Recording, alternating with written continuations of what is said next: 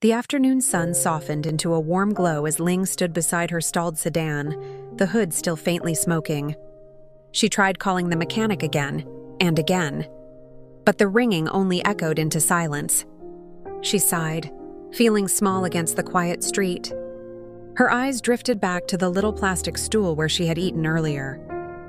The warmth of that bowl still lingered in her chest, surprising her more than the car trouble itself. At the stall, Mey Mey was wiping down her counter, humming a tune that felt like a lullaby carried by the breeze. There was something calming about her, something that made the world feel a little less heavy.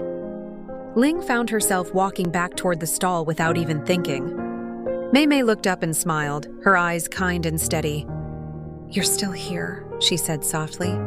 "The mechanic must be busy." Ling let out a small laugh. "I think he forgot about me." Without hesitation, Mey Mey poured her a cup of warm tea. "Come," she said gently. "No need to stand in the sun." Ling accepted the cup with both hands. The warmth seeped into her palms, then into her chest. She wasn't used to this. Kindness offered so simply without expectation. "You run this stall alone?" Ling asked. Mey Mey nodded. "For many years now. That must be hard." Mey Mey's smile softened. "Life is hard for everyone, but feeding people makes it easier." Ling looked around. The worn counter, the old stove, the mismatched stools. Nothing here was fancy. Nothing here was modern. Yet everything felt more genuine than the polished restaurants she had visited her whole life. Before she could say more, a familiar voice called out, "Ling! Sorry I'm late." The neighborhood mechanic jogged over, wiping grease from his hands. Ling blinked. "You know my dad?" "Of course," he laughed. "He's a good man. Told me to help you anytime you're stuck." Ling nodded, but her attention drifted back to Mey Mey. "Thank you," she said softly, "for the tea and for being so kind." Mey Mey waved her hand gently.